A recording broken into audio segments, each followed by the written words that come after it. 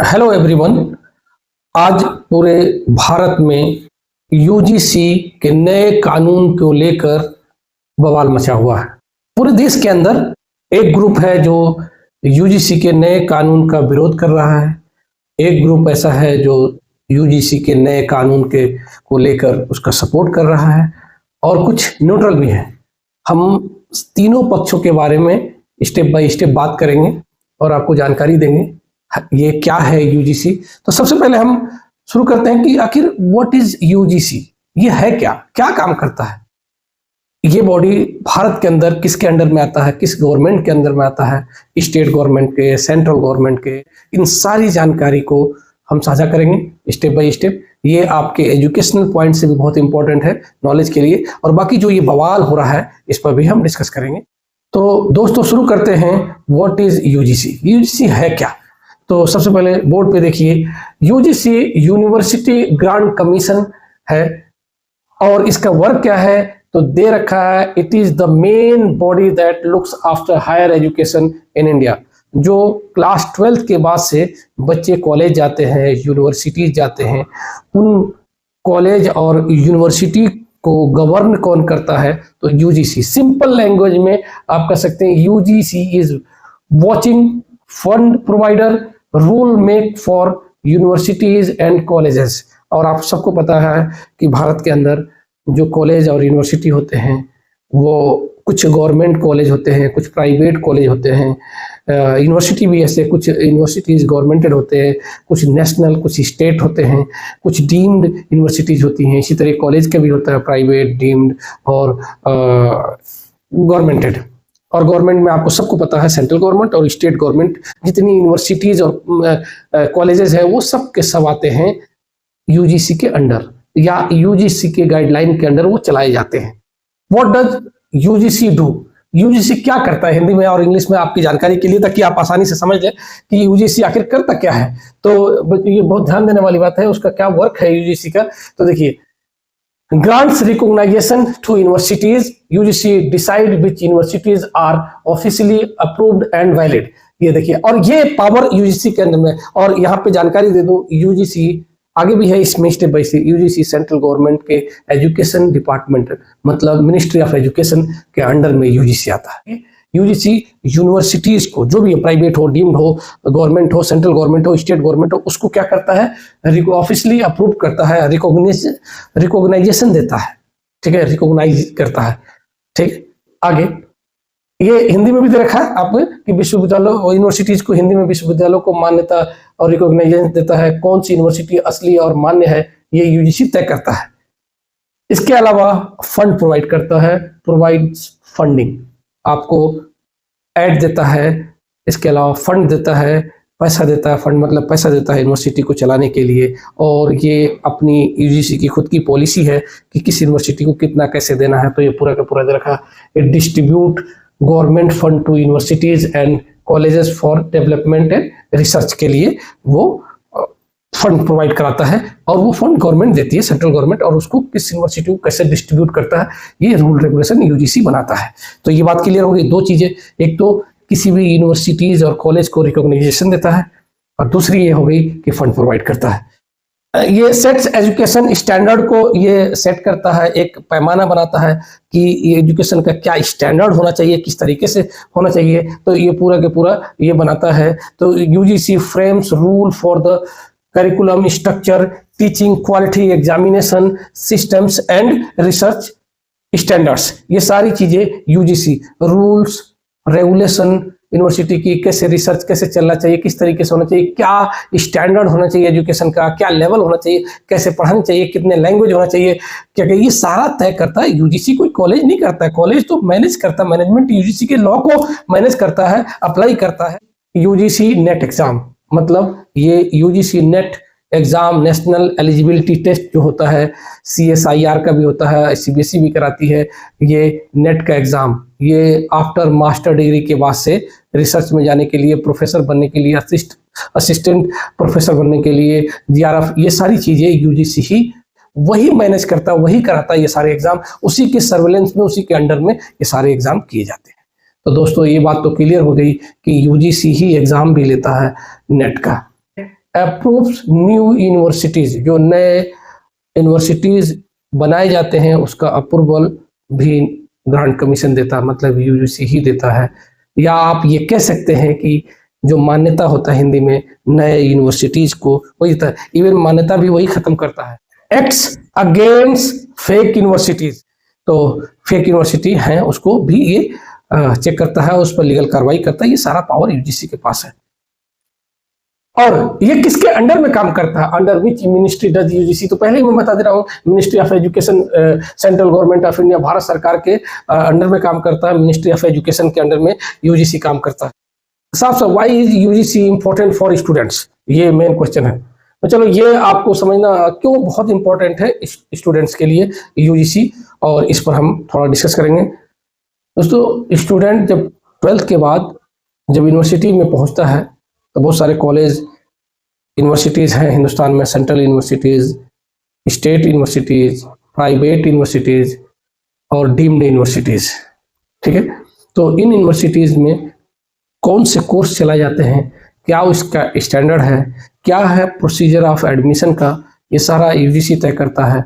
और यूजीसी के अंदर दोस्तों ये बात तय होती है कि उन बच्चों का, जिन बच्चों का एडमिशन होता है, उनका एडमिशन सिक्योर हो, उनकी डिग्री वैलिड हो, कि उन बच्चों के साथ कोई डिस्क्रिमिनेशन ना हो। और जो बवाल हो रहा है ये पूरे हिंदुस्तान में है, मचा हुआ है, जो भारत में, पूरे भारत में जो चल रहा है, ये इसी डिस्क्रिमिनेशन के लिए है। यूजीसी बिल क्या है 2026 में, और मैं पहले ही बता चुका हूँ, इसमें एक ग्रुप जो है इसका अपोज कर रहा है, एक ग्रुप जो है इसका सपोर्ट कर रहा है पूरे हिंदुस्तान में, तो और एक न्यूट्रल ग्रुप भी है। मतलब 3 ग्रुप है हिंदुस्तान में, एक चुपचाप है, देख रहा है, एक इसका पूरा विरोध कर रहा है, और एक इसका सपोर्ट कर रहा है।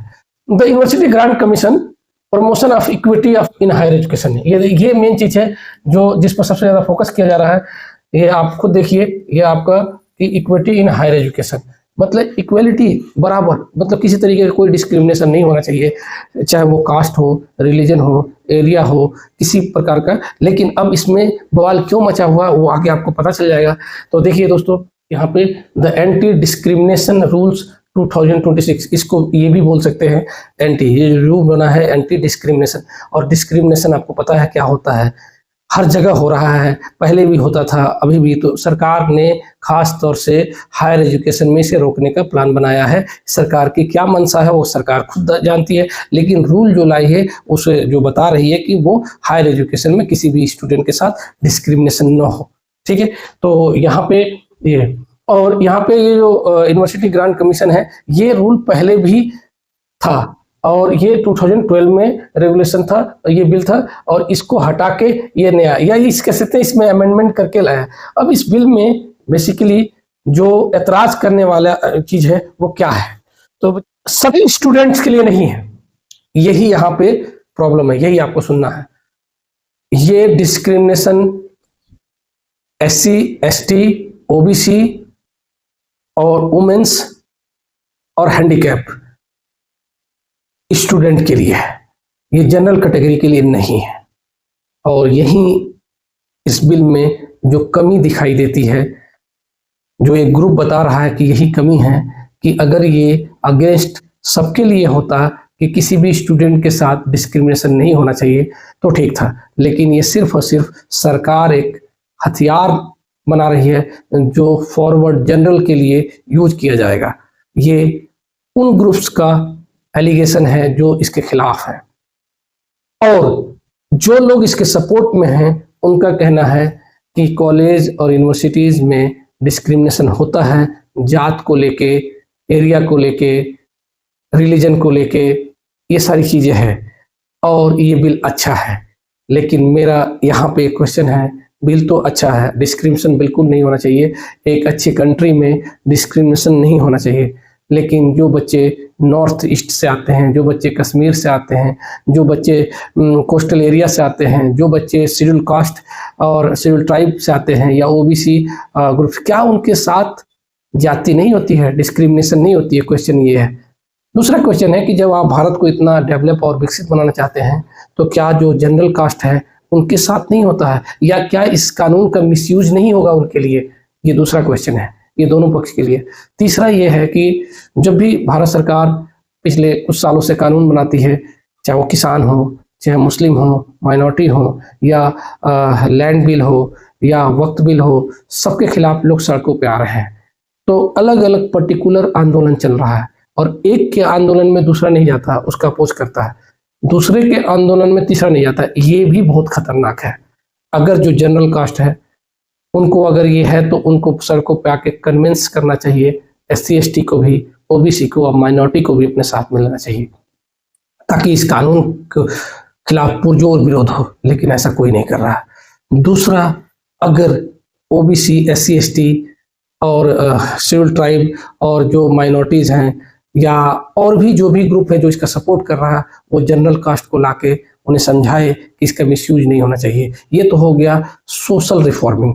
अब UGC को क्लियर करना चाहिए कि इस कानून का मिसयूज ना हो, ऐसी अथॉरिटी बनाए कि इस कानून का और जो भी इसके खिलाफ जो भी कार्रवाई है उसको एक इंडिपेंडेंट बॉडी को दे जो इसको गवर्न करे, और भारत सरकार सुप्रीम कोर्ट के सर्वेलेंस में इस कानून को लागू करे और इसका कर्ता धर्ता सुप्रीम कोर्ट को बनाए। अगर ऐसा करे तो इसमें कुछ पॉसिबिलिटी बनेगी। ये मेरी पर्सनल राय है, बाकी आप खुद अपनी राय दे सकते हैं कमेंट बॉक्स में। अब डिस्कस करते हैं कि क्या नए कानून में आया। पुराने कानून था, अगेंस्ट ऑफ डिस्क्रिमिनेशन था, SC ST के खिलाफ अगर कोई बोलता है तो ये था, लेकिन इसमें OBC को जोड़ा गया है नया। तो देखिए दोस्तों, साफ साफ लिखा है कि regulation with more stringent measurement to ensure inclusion for students from marginalised backward caste, मतलब OBC ले लिया इन्होंने, particularly schedule caste, schedule tribe and other backward caste as of 29 January 2026। और इसको बाद में सुप्रीम कोर्ट ने इस पर स्टे लगा दिया।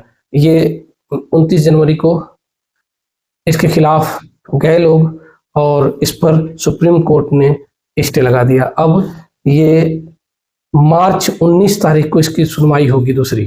तो सुप्रीम कोर्ट ने, वो तो लगाना ही था सुप्रीम कोर्ट को इस पर, क्योंकि इतना बड़ा इसमें लूप होल है तो लगाना था। सरकार पूरा क्लियर नहीं लाई है, एग्जैक्ट एक ग्रुप को दबाने की कोशिश की गई है कानून के हिसाब से। मैं नहीं कह रहा हूँ, मैं तो तीनों ग्रुप को डाइल्यूट करने की कोशिश कर रहा हूँ कि एक दूसरे से बात करें, जो न्यूट्रल है वो भी, जो जिनके सपोर्ट में बना है वो भी, और जो इसका अपोज कर रहे हैं वो भी, तीनों मिलकर इसको करें। सरकार से कहें कि इसमें क्या चेंज करना है, किस तरीके से इसको करना है। सरकार चूंकि हम ही चुन के भेजते हैं, कोई बाहर से सरकार तो आती नहीं है, या अपने आप से तो बनती नहीं है, तो ये डेमोक्रेटिक का एक खूबसूरती है सब मिलके। लेकिन अगर वो अकेले आंदोलन कर रहे हैं, वो अकेले कर रहे हैं, वो अकेले कर रहे हैं, तो फिर तो प्रॉब्लम होगी। अब इसमें क्या क्या है जिस पे एतराज हो रहा है, वो चीजें मैं हाईलाइट करने जा रहा हूं। देखिए, मैंडेटरी एंटी डिस्क्रिमिनेशन सेल हर कॉलेज और यूनिवर्सिटी में बनाना जरूरी है। ये गाइडलाइन है UGC का कि मैंडेटरी कर दिया कि anti discrimination cell, every college and university must set up special unit to handle complaint and discrimination including caste, religion, gender और डिसेबिलिटी। ये सब दे रखा है, ये भी है उसमें। इसके बाद से इक्विटी ऑफिसर होना चाहिए हर कॉलेज में, appoint officer responsible for implementing these equity norms बनाना है। ये नए कानून में है कि सेल बनाए, उसमें जो ऑफिसर हो उसका इक्विटी ऑफिसर्स हो। इसके बाद से कंप्लेंट मैकेनिज्म बनाने के लिए सरकार ने कहा ये ठीक है, क्लियर प्रोसीजर होना चाहिए, टाइमलाइन भी होना चाहिए कि हमने जो कंप्लेंट किया उस पर कुछ कार्रवाई हो रही कि नहीं है, और रिजॉल्व डिस्क्रिमिनेशन कंप्लेंट। इसके अलावा एनुअल रिपोर्टिंग कंप्लेंट्स ट्रैकिंग भी बनाना है कि हर साल कितना ये ऐसे केसेज आ रहे हैं और इसको कैसे और कम किया जाए, तो इसे एनुअल रिपोर्टिंग भी करना है।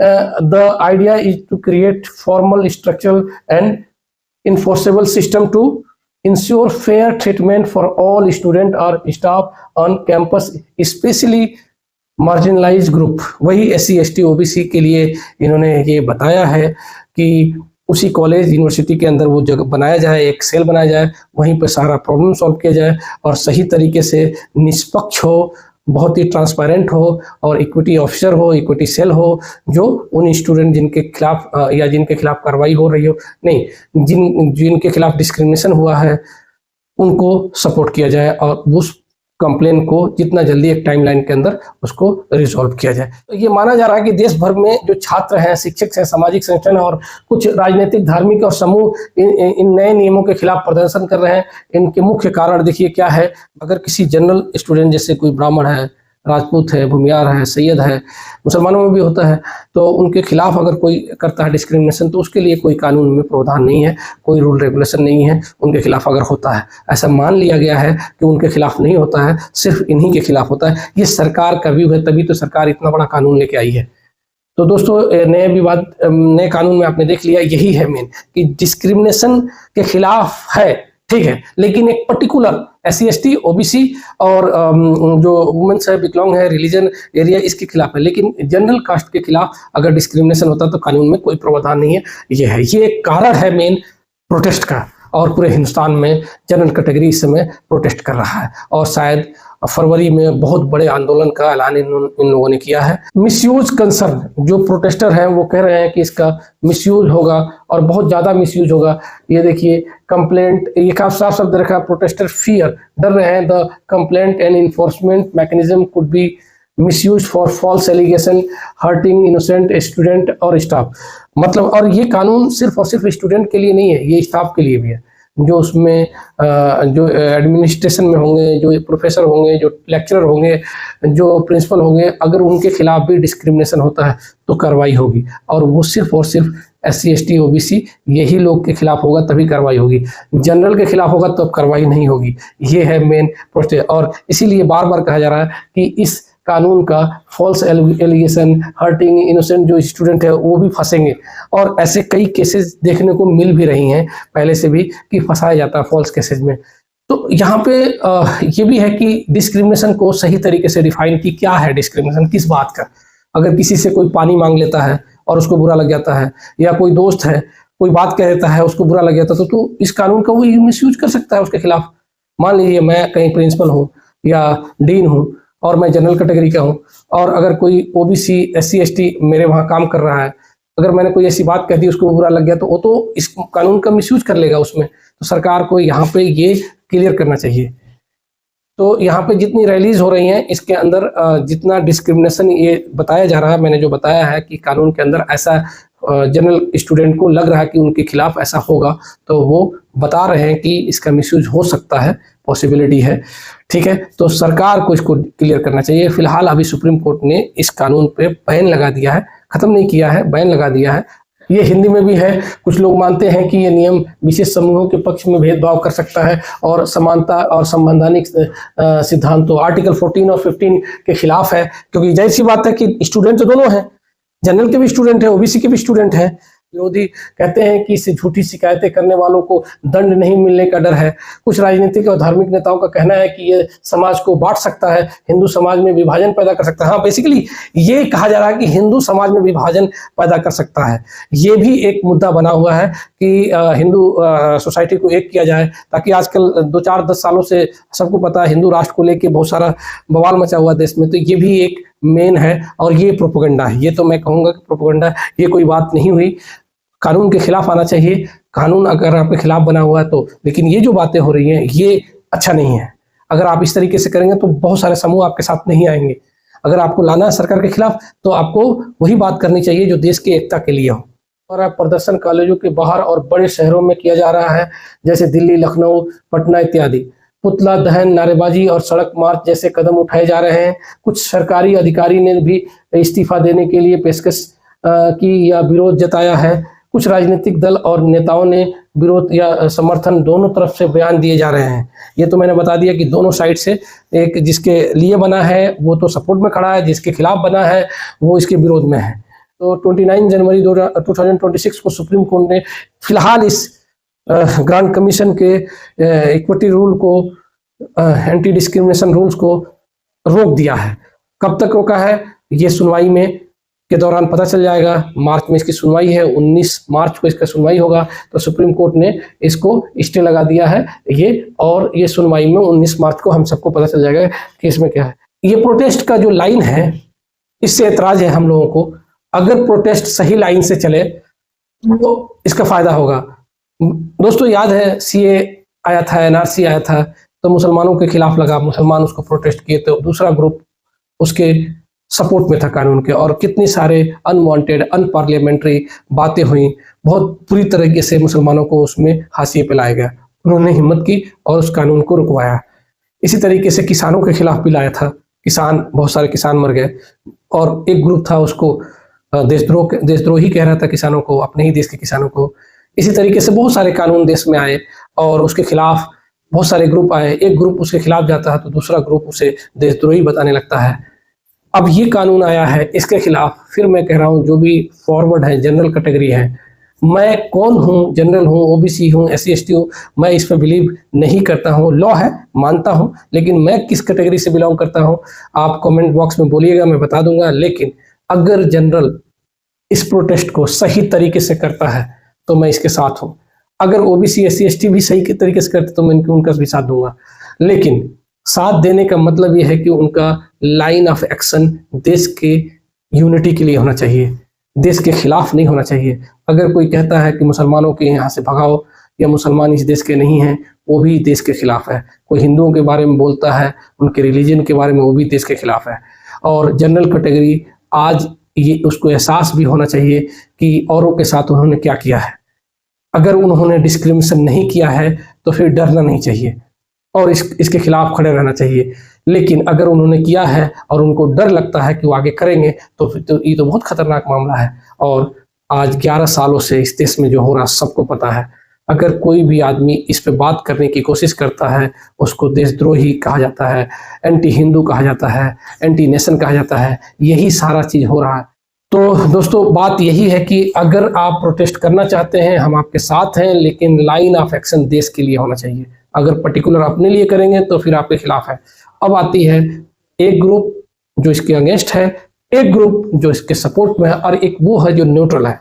न्यूट्रल की भी आबादी कम नहीं है, ये भी अच्छे खासे है। तीसरा ग्रुप है जिसमें माइनॉरिटी ज़्यादा है, जैसे मुस्लिम, क्रिश्चियन और बुद्धिस्ट, बहुत सारे इसमें आ जा रहे हैं।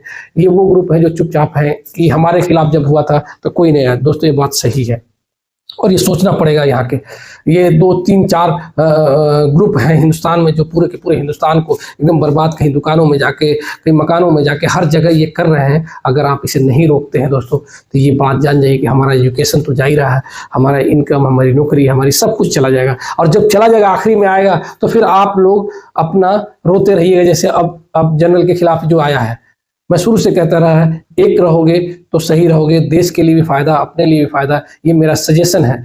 और बात आती है पार्शियलिटी की, हर जगह की, कोई किस जगह का रहने वाला, किस जात से, किस धर्म से। सर जब देश की बात आती है तो कोई नहीं भूलता है, तभी परेशानी होती है। आपको भूलना पड़ेगा अपना जात, अपना धर्म, अपना कास्ट, अपना इलाका, तभी जाके इस कानून के सपोर्ट या अपोज में हम खड़े हो सकते हैं। जब आप लेके चलेंगे वो तो फिर बेकार हो जाएगा। आप कोई ब्राह्मण है, कोई राजपूत है, कोई भूमियार है, कोई सैयद है, खान है, पठान है, अगर वो वही पकड़ा रहेगा तो फिर ये प्रोटेस्ट डाइल्यूट हो जाएगा। इसी तरीके से schedule caste, schedule tribe, OBC, अगर वो भी इसी तरीके से रहेंगे तो ये। लेकिन अब मुसलमानों के लिए मेरी पर्सनल राय है कि आप देखिए, सोचिए, समझिए करना क्या है, ये कानून किसके खिलाफ है और किसके सपोर्ट में है, किधर जाना है। कमेंट बॉक्स है उसमें आके सजेस्ट कीजिए कि कहाँ जाना है, क्या करना है, आप किधर खड़े रहेंगे, न्यूट्रल रहेंगे, किसके साथ जाएंगे। अगले वीडियो में आपके कमेंट के हिसाब से मैं बताऊंगा कि अब करना क्या है, इसके खिलाफ जाना है, इसके साथ रहना है, न्यूट्रल रहना है, मैं अपनी राय दूंगा। Thank you for watching.